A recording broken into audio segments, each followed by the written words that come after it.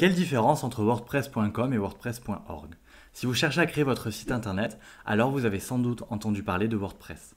Et après quelques recherches, vous ne savez pas quoi choisir, WordPress.com ou WordPress.org. Quels sont les avantages de l'un par rapport à l'autre? Quels sont ses inconvénients? Rassurez-vous, dans cette vidéo, je vous explique la différence entre WordPress.com et WordPress.org. Juste après ça.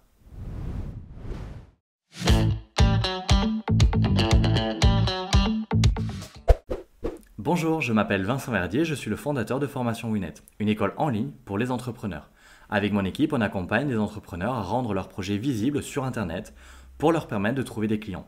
Retrouvez régulièrement nos conseils sur cette chaîne YouTube et si vous êtes nouveau, alors abonnez-vous pour ne rater aucune vidéo. WordPress est à l'origine un logiciel open source.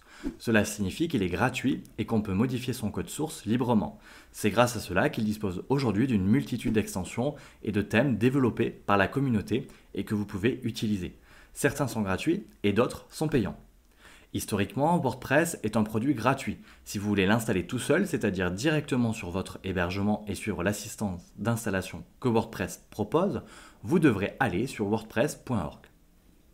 Sur le site WordPress.org, vous allez pouvoir directement télécharger les fichiers qui correspondent à WordPress et commencer à installer sur votre hébergement. Si le terme hébergement ne vous parle pas, je vous invite à regarder notre tutoriel vidéo de 30 minutes pour apprendre à installer et créer un site WordPress gratuitement. L'avantage de WordPress.org, c'est qu'il est gratuit. Vous avez la main sur l'ensemble des options que vous souhaitez activer ou non avec votre site WordPress. Et vous allez pouvoir librement ajouter toutes les extensions qui existent, qu'elles soient gratuites ou payantes.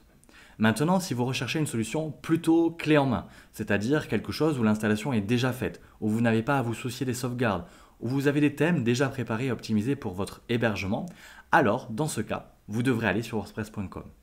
En fait, WordPress.com, c'est la version commerciale de WordPress qui est éditée par les créateurs à l'origine de WordPress. Vous disposerez ainsi d'une offre incluant WordPress plus l'hébergement directement packagé avec différents niveaux d'abonnement qui vous permettront d'avoir plus ou moins de liberté. Par exemple sur ce que vous souhaitez comme option, comme extension, comme thème sur votre site, etc. La différence fondamentale entre ces deux options, c'est que vous aurez beaucoup moins de liberté avec WordPress.com qu'avec WordPress.org. Avec WordPress.org, vous pourrez construire votre propre thème. Si vous souhaitez modifier et créer votre thème, vous pourrez. Vous pouvez même créer vos propres extensions et vous pourrez ajouter n'importe quelle nouvelle extension qui viendra se créer et s'ajouter dans le catalogue officiel de WordPress. C'est à vous également de gérer la sécurité et la sauvegarde de votre site WordPress. Donc l'arbitrage entre ces deux solutions va se faire à la fois sur la liberté que vous désirez et le coût que vous êtes capable d'engager, sachant que l'utilisation de WordPress.org est moins coûteuse que celle de WordPress.com. L'autre enjeu lorsque vous installez et que vous passez donc par WordPress.org en allant chercher vous-même les fichiers sources de WordPress pour l'installer en toute autonomie, c'est que vous êtes responsable de trouver l'hébergement sur lequel vous allez l'installer. Et là, il y a énormément de choix sur le marché. Vous avez OVH qui est un acteur français, One and One, O2Switch, etc. Vous en avez beaucoup avec des prix et des niveaux de support différents.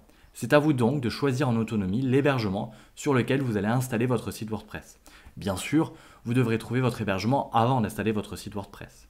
Si vous vous formez à notre formation professionnelle pour apprendre à créer un site professionnel avec WordPress, on va plutôt vous accompagner sur le .org, parce qu'on veut que vous puissiez être libre et autonome par la suite.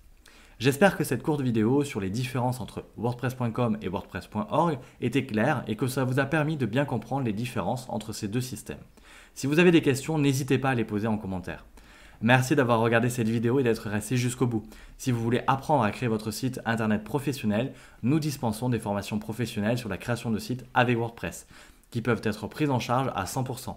N'hésitez pas à la découvrir sur notre site internet dont le lien est présent sous la vidéo. À bientôt!